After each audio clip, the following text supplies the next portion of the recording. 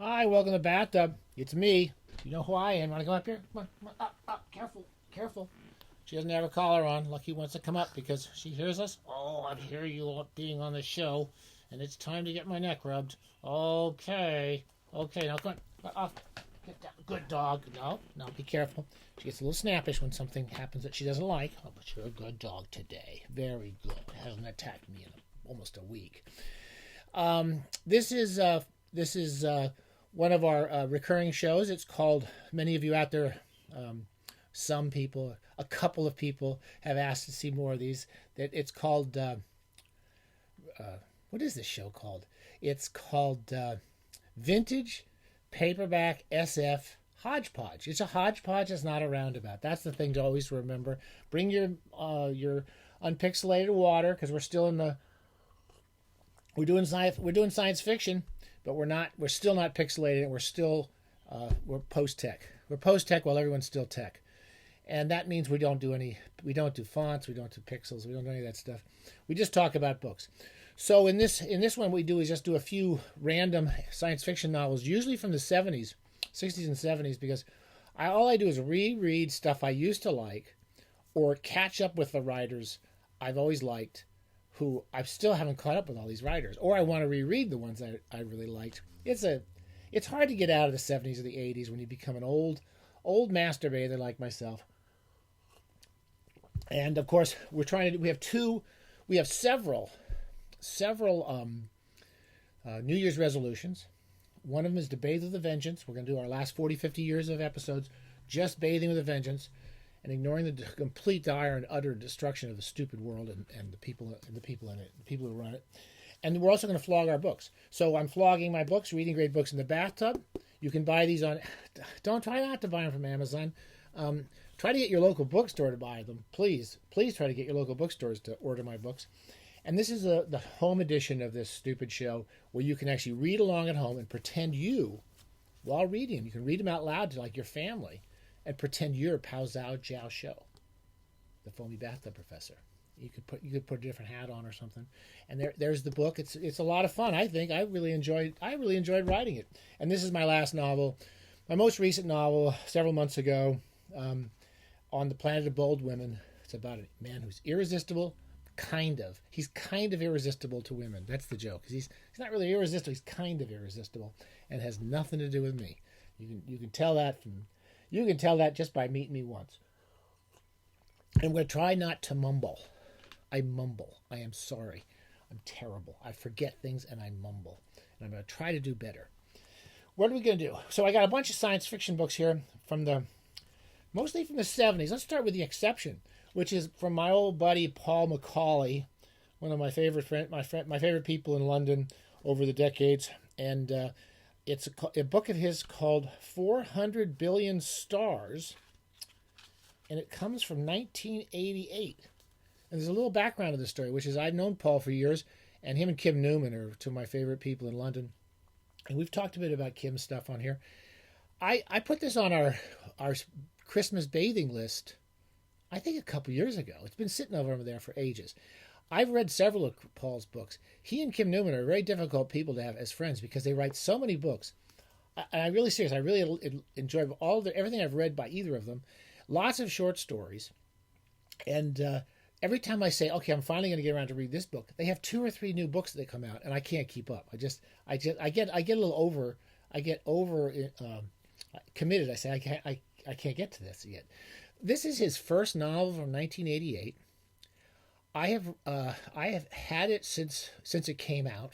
I knew Paul from Interzone because we both had been at Interzone, and we got to know each other early in London, my London period, my London life. And I'd always meant to read it. I'd always loved his short stories. I've talked about his short stories on this show several times, and I've read several of his books, like The Secret of Life and the Fairyland book. I haven't read the sequel. I think there's a sequel. I haven't read that. But those two I particularly remember really liking. And I've always wanted to read this one. I found this cool Ballantine edition. We love Ballantine books. This is after they became Del Rey, but they still say Ballantine on them. And they're not as beautiful as the ones that were Ian and Betty Ballantine. But I think it was cool that Paul he managed to get in there at the end, just before they went to everything to his trade paperback. And I read this and really had a great time with it. I picked it up, couldn't put it down.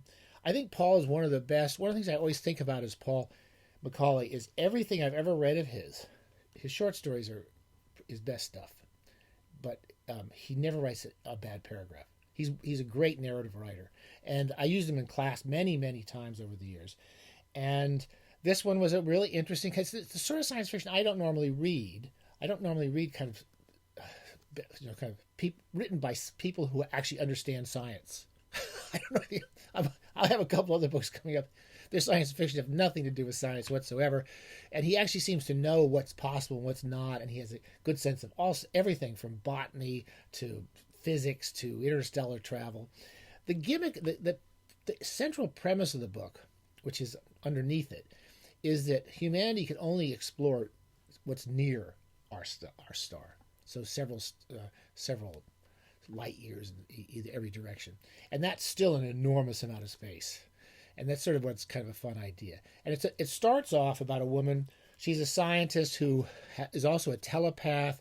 He does a really good job of kind of explaining how a telepath would approach the world and how things would affect her. And she has to take certain drugs so she's not always being telepathic because it drives her crazy. And she goes to this planet because they've discovered the civilization has been there. And they found 2 planets on various ends of the known space, as you would call it. And they both seem to have been colonized by some race that they can't find. And they think that this race is actually living on this planet. And so she's kind of an anthropologist, scientist who goes out to try to understand the races of people that live on this planet. I don't want to say any more than that, except I really enjoyed reading it. It has lots. He does everything in it really well. Very well written. If you haven't read Paul's books, you're probably reading his most recent stuff.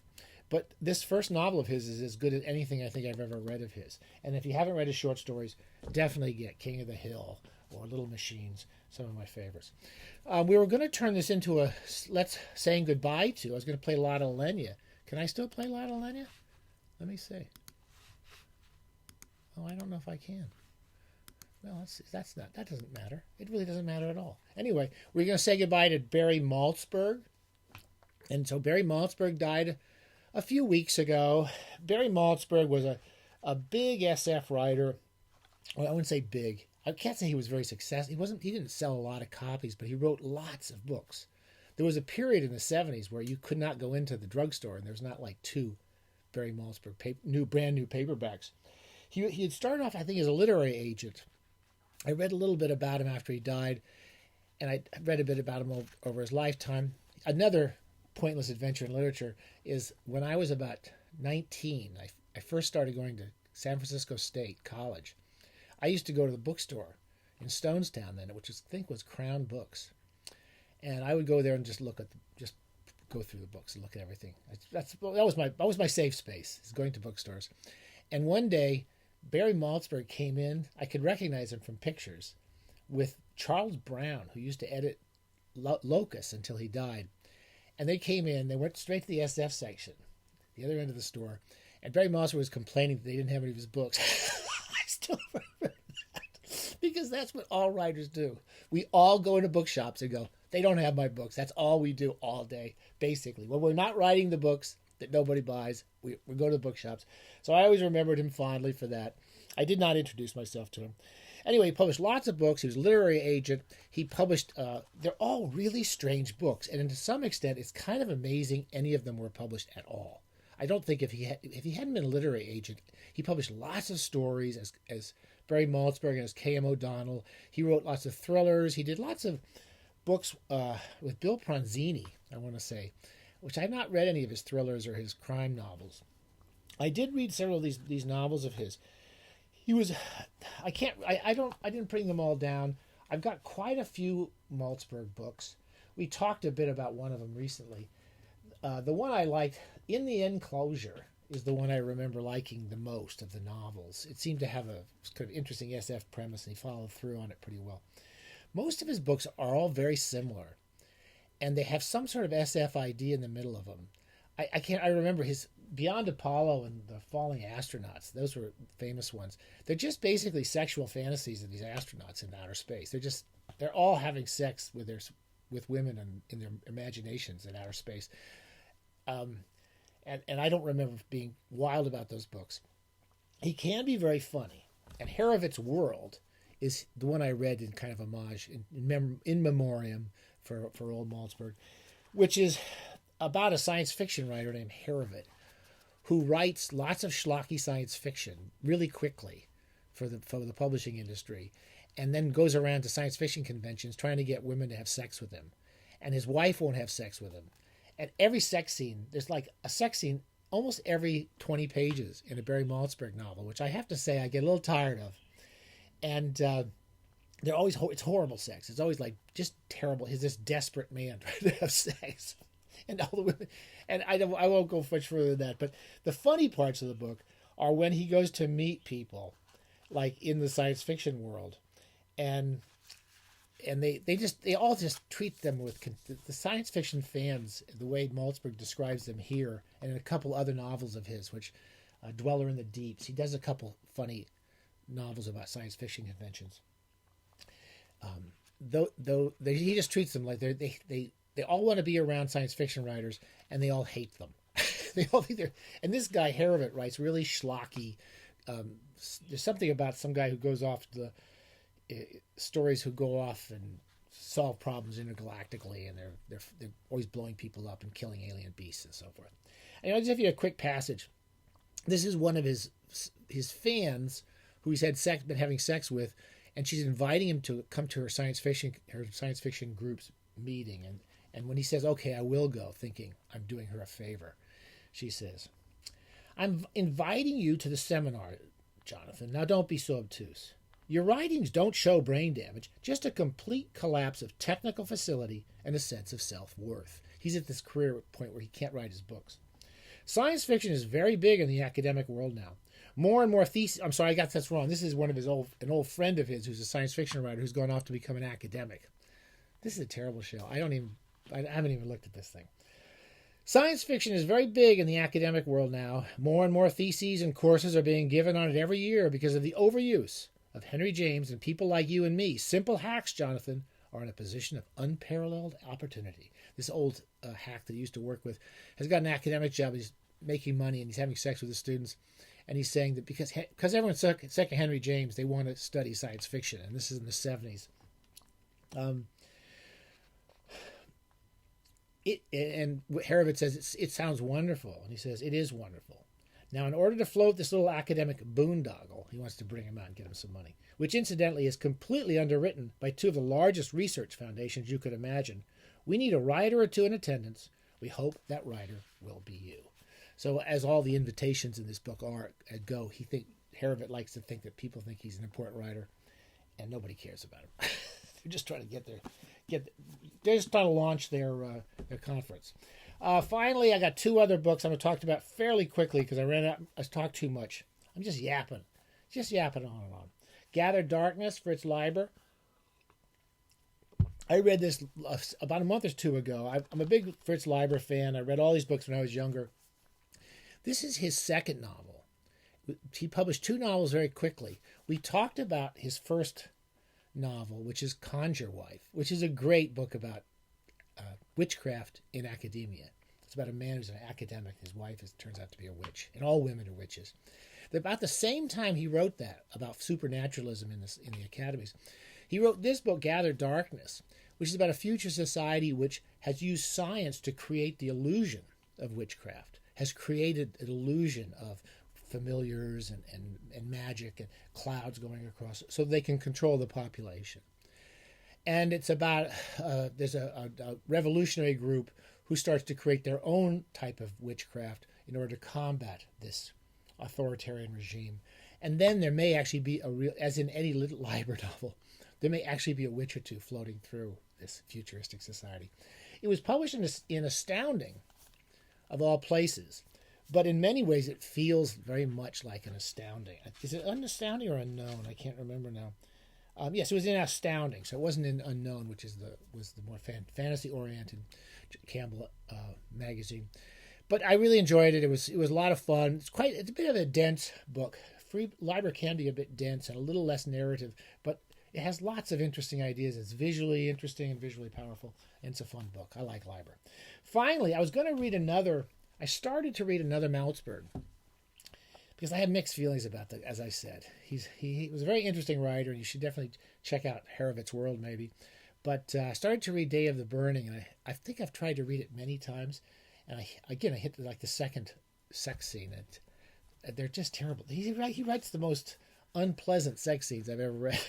I mean, that's part of the point, is that these characters are having horrible lives, but that's enough. Anyway, this is Tom Disch's third novel.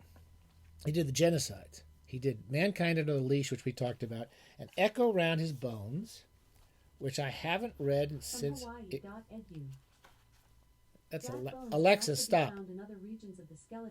Alexa, stop. Sternum and scapula. Alexa, stop. I'm going to disconnect those things. Okay, we just had that stupid robot tell us what a scapula is. Echo Round His Bones. It was published in 1967, and it was his third novel. All right, I got to unplug. I think I'm going to...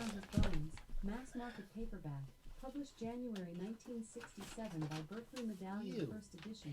Mass market paperback. 100. I don't think I'm plugging that back in. Okay. Screw Amazon. Screw Bezos. And screw Alexa. I'm sorry. That was uncalled for. We were actually invaded. I was trying to do a nice show about science fiction, and we were invaded by an AI. How do you like that? Echo Round His Bones. It's kind of considered one of his lighter novels. And I remember being a little confused the first time I read it. When I was 14 or 15, I read it, and I sort of he writes so well, Disch. He's just a great prose writer. Very smart and very imaginative.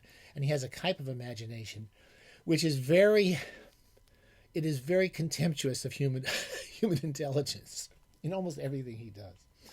This is almost a satire in the military, which I think Tom was in the military for a short period. And it's about a bunch of military people who are being sent off to run war games. In the 60s, they were actually talking about nuclear conflict as war games, right? As game theory, that game theory about the idiocy of nuclear war. And this is a joke about that. I mean, it's a joke about a very unfunny subject, and it still makes you laugh. So the sense is that this is set in the future of 1967, like in the 1990s, when this war is about to start, and they send the military on these teleportation devices to Mars. And the trick is that you have to send the device to Mars by conventional ship, and then you can transmit human beings, anything, through these things. What happens to the central character of this is he finds out that when you're transmitted through this teleportation device, it creates a ghost or an echo of who you are, and that ghost stays on the earth. It sounds like a weird story, but he makes it work. And then the first 50 pages is describing how this military guy survives on Earth as an echo of himself, and then meeting other echoes of himself. And a lot of these echoes have turned to cannibalism because there's no other food. You can't, when you're a ghost on this planet, you can't touch anything that's here. You can see it, you can move through it like a ghost, but you're just an echo, and you have to have something that's been transmitted through these transmission devices. Anyway, I'm not going to try. I'm not very good at explaining these things, but it's a fun novel. You read it in about an hour and a half, 2 hours. It's pure Tom Disch humor all the way through. Very clever novel. Certainly, it may be considered a minor Tom Disch novel, but even a minor Tom Disch novel is great fun. Echo Round His Bones. I was really glad I read that again. Anyway, that's it. If it hadn't been for that Alexa, that you know what I'd like to call it, but I can't because Grandma and the kids are there. We're not going to call Alexa anything anymore. We just disconnected her. It's time for her to go. Stay safe. Bathe with a vengeance. I hope I mumbled less than usual.